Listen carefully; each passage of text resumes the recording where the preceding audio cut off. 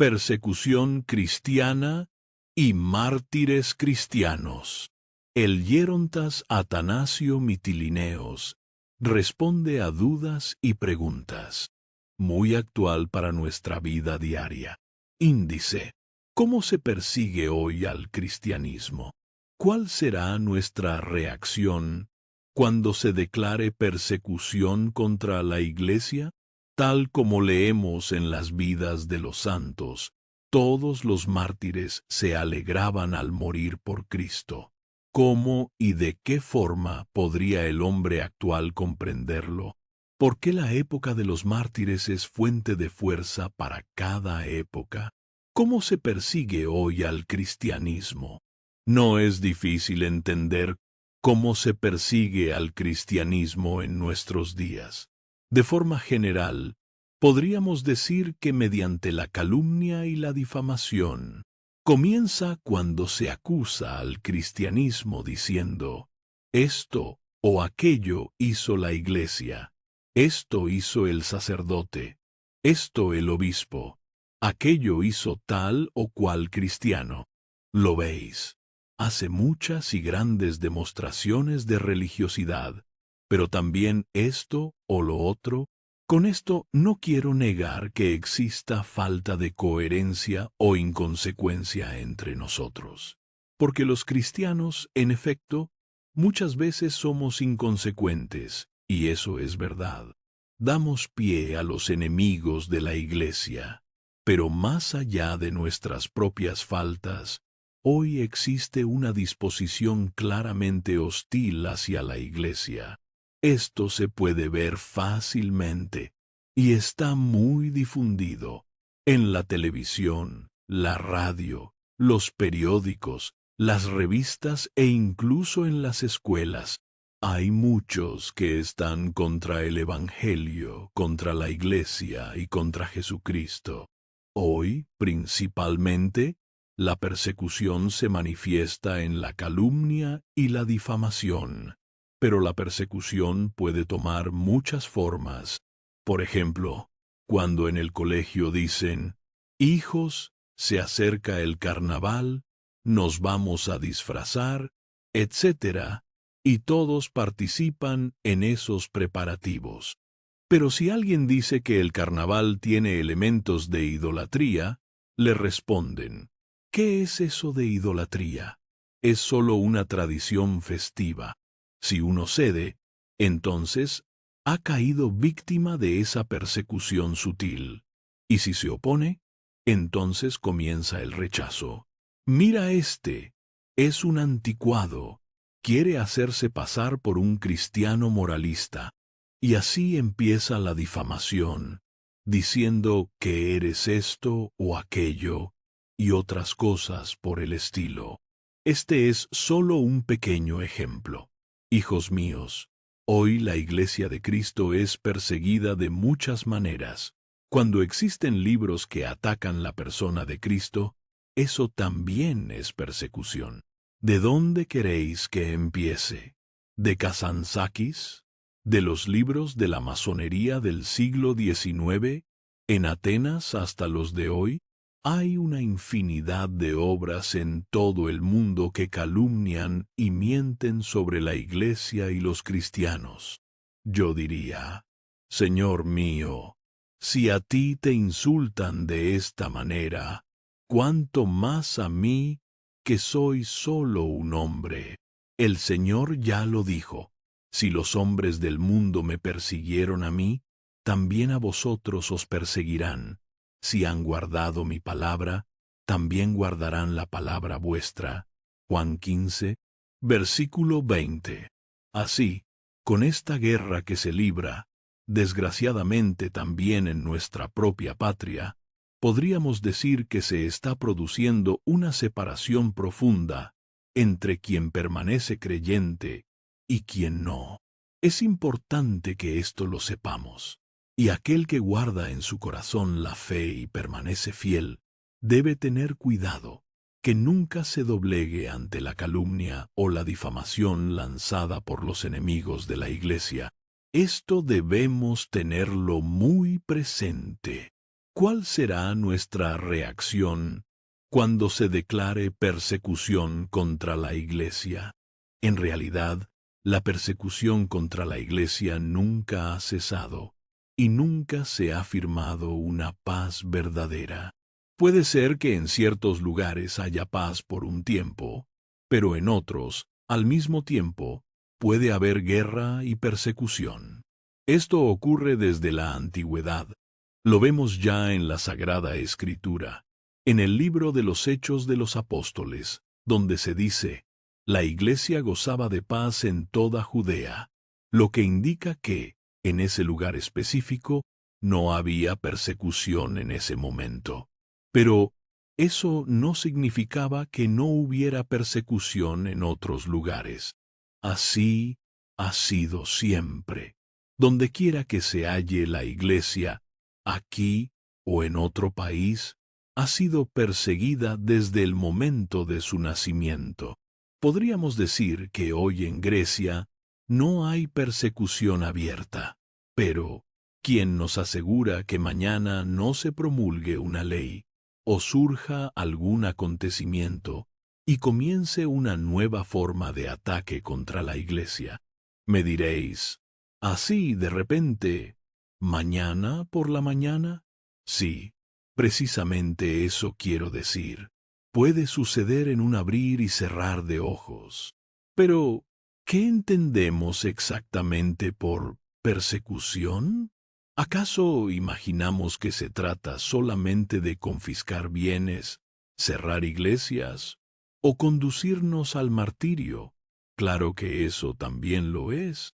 Sin embargo, la persecución no se limita solo a esas formas.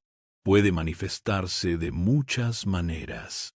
Un Estado puede actuar contra la Iglesia incluso cuando no está formalmente separado de ella. Aquí en Grecia, como sabéis, el Estado no está separado de la Iglesia. En otros países sí lo está. Pero incluso sin una separación oficial, puede haber leyes, actitudes o decisiones administrativas que afecten negativamente a la Iglesia, y eso también constituye persecución. Todo esto lo vivimos hoy, en mayor o menor medida. Muchos de vosotros habréis oído o experimentado situaciones en las que se dice: esto o aquello es un ataque o una persecución a la Iglesia.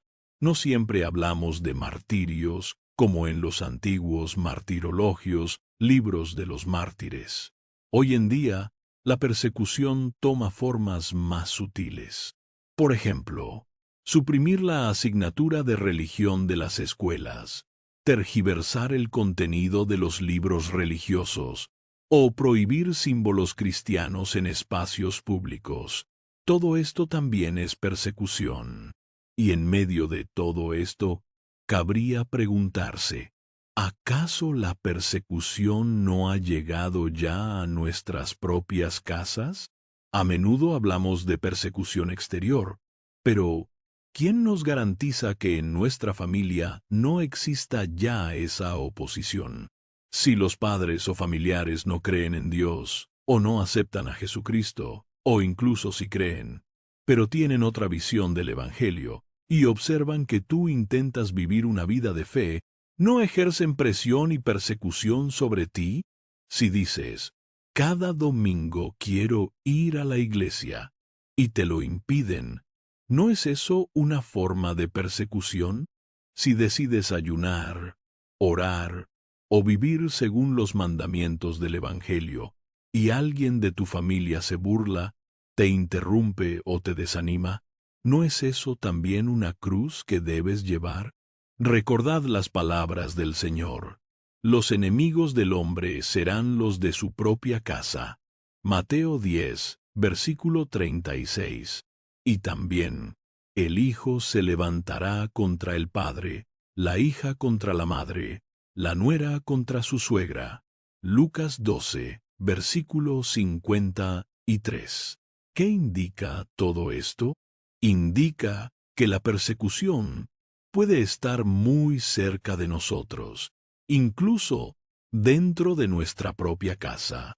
Por eso, podemos decir que esta persecución no es otra cosa que la cruz diaria de la que habla el Santo Evangelio, la cruz que todo cristiano está llamado a llevar cada día.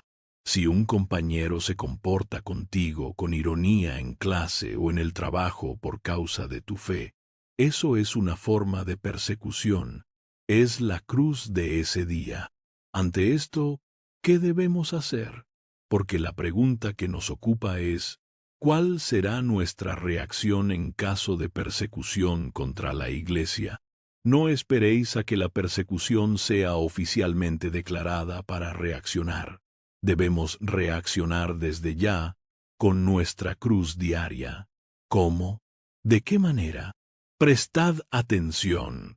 Con dos elementos, o, mejor dicho, con dos armas espirituales fundamentales, la fe y la paciencia. Mi fe no debe tambalearse. Al contrario, debe estar fortaleciéndose continuamente. Cuando mi fe se fortalece, entonces puedo resistir. Imaginad que llueve intensamente, sin cesar, y que el terreno sobre el que está construida mi casa se reblandece. Veo que se va a hundir y que corre peligro de derrumbarse. ¿Qué hago? Refuerzo los cimientos, apunto las paredes, coloco soportes y trato de sostener la estructura para que no colapse. Eso es la fe. Cuando veo que las tentaciones se me vienen encima, debo reforzar mi fe para no derrumbarme.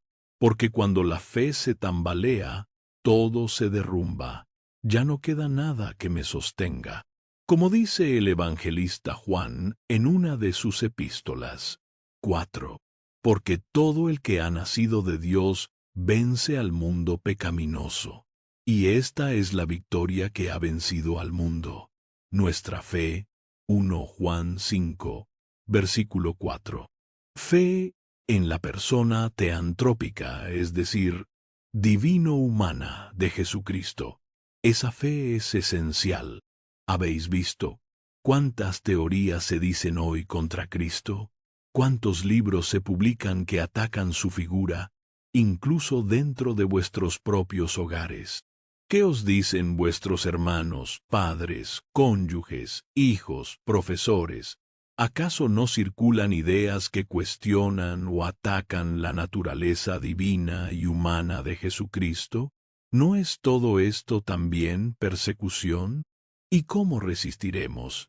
Solo si tenemos fe firme y estamos unidos a la persona teantrópica divino-humana de Jesucristo. La otra arma es la paciencia. Dice el Señor, el que persevere hasta el final, ese se salvará. Mateo 24, versículo 13. Por tanto, debemos tener esto bien claro. La fe y la paciencia son los dos fundamentos imprescindibles para mantenernos firmes cuando llegue la persecución, de la forma que sea. Es cierto también que hay una tercera virtud indispensable, el amor desinteresado, incondicional, altruista. Pero esto lo veremos en la siguiente pregunta, que está en el mismo documento y constituye una continuación natural de esta reflexión. Tal como leemos en las vidas de los santos, todos los mártires se alegraban al morir por Cristo. ¿Cómo y de qué forma podría el hombre actual comprenderlo? La verdad es que el hombre actual no entiende esto. Atención. No lo percibe ni lo comprende. Aquí está el elemento trágico de la existencia cristiana. Hijos míos, el hombre contemporáneo vive dentro de la felicidad y bienestar basados en placeres carnales y materiales de la época. Tampoco puede entender el sentido y el significado cruciforme del Evangelio. El Evangelio es cruciforme, y debo llevar mi cruz y seguir al Señor. Esto quiere decir que es un camino de crucifixión. Como hoy en día esto no se puede entender, resulta muy difícil captar el sentido y significado del martirio y del mártir. Por ejemplo, si dices que respecto al sexo se requiere autodominio, moderación, templanza, te contestarán, ¿por qué? ¿Acaso no es natural satisfacer el instinto de procreación? Lo natural es, según ellos, buscar esa satisfacción. Pero, aunque así fuera, podría contradecirse Dios consigo mismo, diciéndote por un lado que practiques el autodominio y por otro creándote para no poder hacerla. Esto sería curioso. ¿Qué haré entonces? Creeré, porque lo dice Dios y así es, con eso basta. Pero cuando ves a todos los demás que lo toman libremente y satisfacen sus deseos como quieren, esto se vuelve una tentación. Debes creer firmemente que Dios ha hablado así. Tomad el tema del ayuno. En una época de prosperidad y bienestar, alguien podría decir, si tengo todos los bienes, ¿por qué tengo que ayunar? El hombre actual no entiende esto. El concepto del mandamiento del ayuno le resulta incomprensible. Además, preguntan, ¿por qué tengo que martirizarme? ¿Para qué razón? No encuentran razón alguna para el martirio. Finalmente, todo esto provoca que el hombre contemporáneo no comprenda lo que llamamos martirio, ni el significado del mártir. Pero no creáis que, si alguna vez ocurre alguna tentación o alguna persecución exterior, como aquellas persecuciones conocidas, no como las mencionadas antes, no aparecerán muchísimos mártires, muchos más de los que pensamos. Tal como en nuestra época tenemos mártires en distintos lugares. Porque lo que hace al mártir es el Espíritu Santo. Vosotros sabéis que el Espíritu Santo dona muchos carismas, y todos ellos son suyos, no nuestros. El carisma más grande, el más culminante, es el martirio. Que el Espíritu de Dios me dé el carisma de sanación no es lo más importante. El carisma de sabiduría, de conocimiento, de prudencia, del temor de Dios, todos ellos son importantes, pero el mayor, el pilar de todos, es el carisma del martirio. San Cirilo de Jerusalén dice que es imposible que alguien se deje martirizar por Cristo sin tener este don otorgado por el Espíritu Santo. Es imposible. Ayer leía un libro del Antiguo Testamento, en concreto Judith, y meditaba sobre las cosas que vivió junto con su criada. Ambas se encontraron frente al ejército de Holofernes, compuesto por miles de soldados, que dos mujeres, y especialmente en aquel contexto, se hallaran en medio del ejército enemigo, es algo realmente impresionante. Entonces, Judith ideó un plan audaz. Elevaba oraciones a Dios con lágrimas, suplicando poder llevarlo a cabo. Esto era un carisma. Judith corría un gran peligro. Podía ser degollada por el enemigo, Holofernes. Sin embargo, estaba dispuesta a enfrentarlo, incluso si eso significaba convertirse en mártir.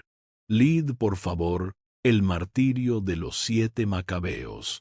Temblaréis al conocer los tormentos que les infligió Antíoco el Ilustre.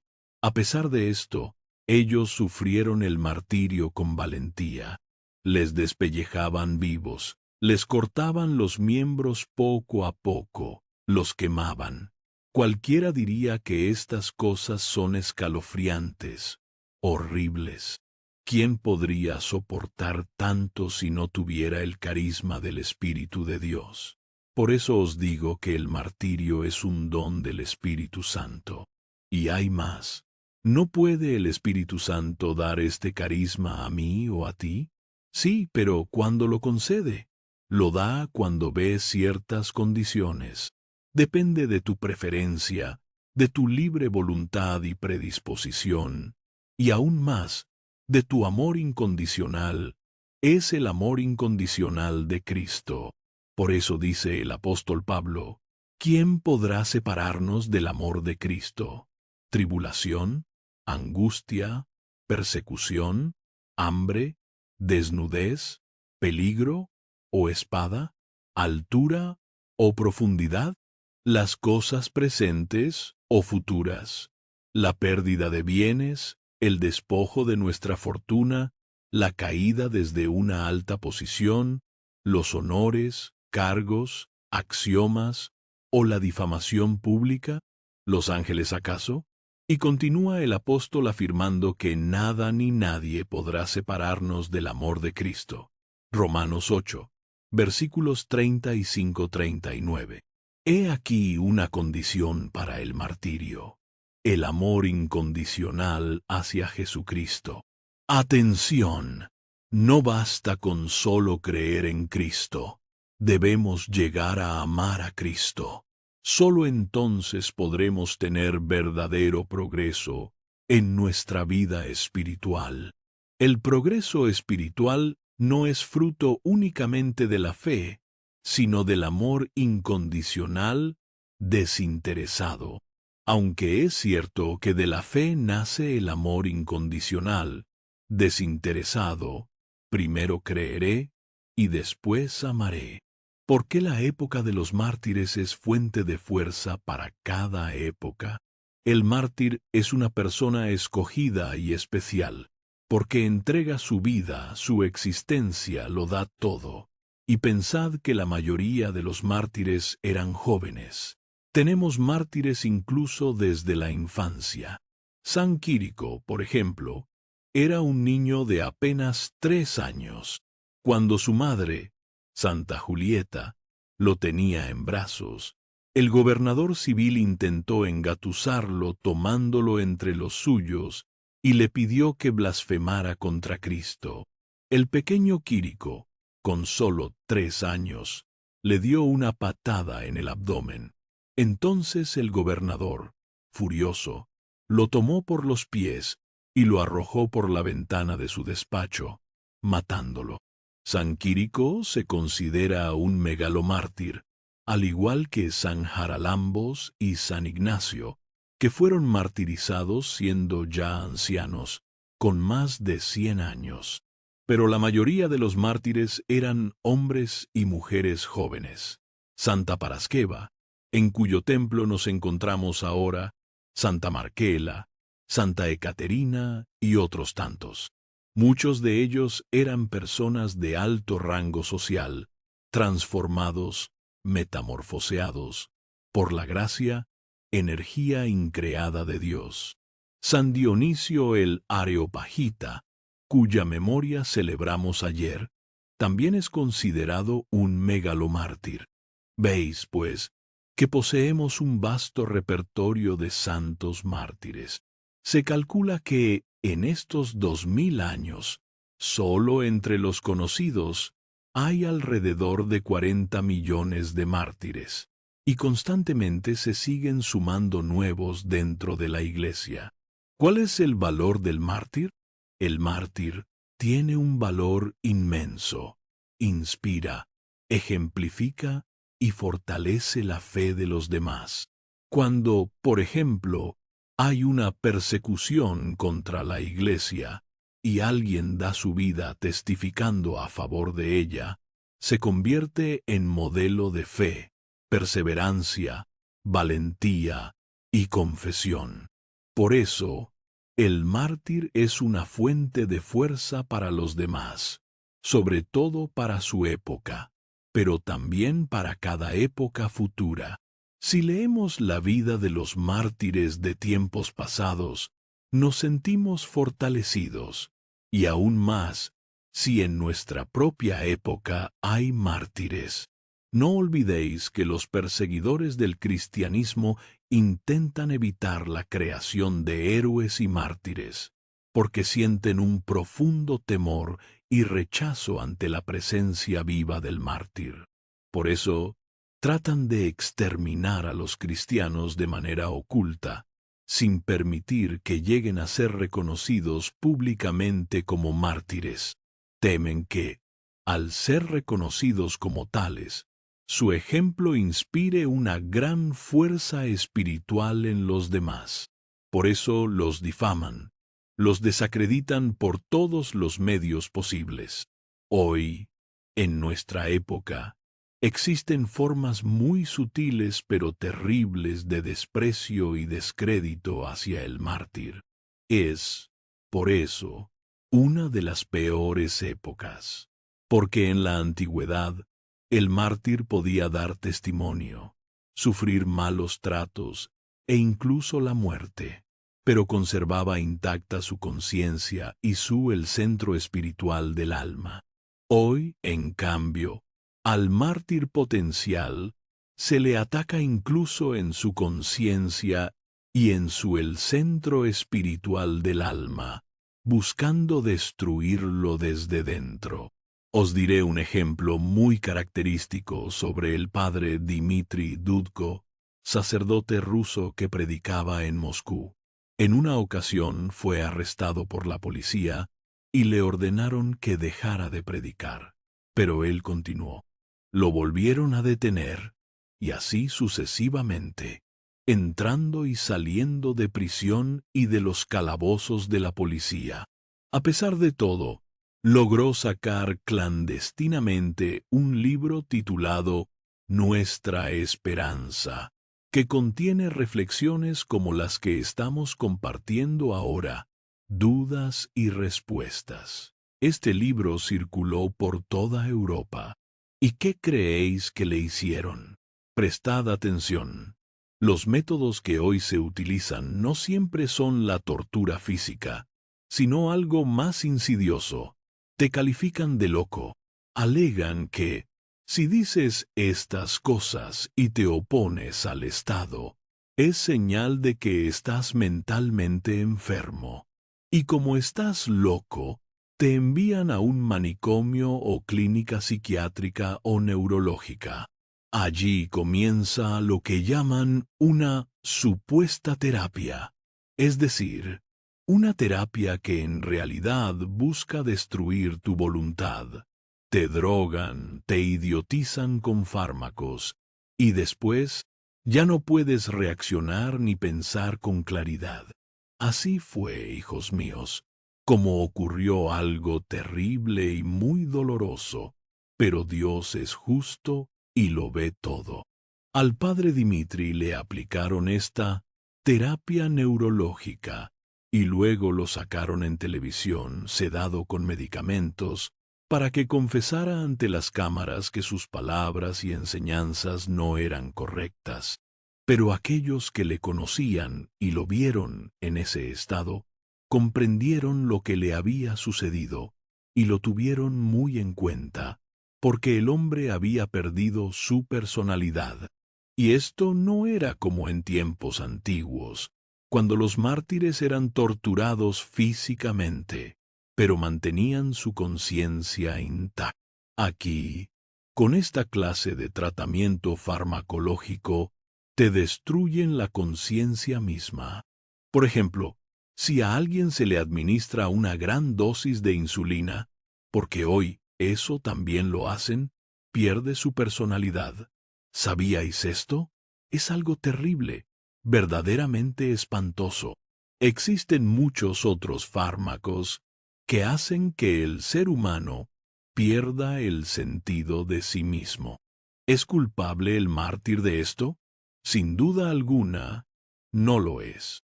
Cuando algunos conocidos visitaron al padre Dmitri en Moscú, quedaron profundamente impactados por el estado en el que lo habían dejado. Había perdido completamente la razón y la conciencia de sí mismo.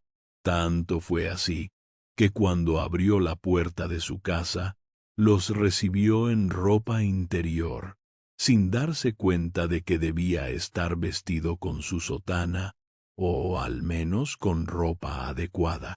Su conciencia había sido destruida. ¿Por qué hacen esto los perseguidores? Porque temen la figura del mártir, temen lo que representa, porque la presencia viva del mártir tiene un valor inmenso, es profunda, poderosa y diacrónica, atemporal, trasciende el tiempo. Y esto no ocurre solamente en el ámbito religioso cristiano, sino también en el nacional, político, ideológico y en cualquier otro campo donde alguien pueda convertirse en una figura de testimonio y valentía. Por esta razón, repito, la presencia del mártir es una bendición pragmática, real, para los creyentes. Debemos siempre inspirarnos en el testimonio de los mártires, tanto antiguos como modernos.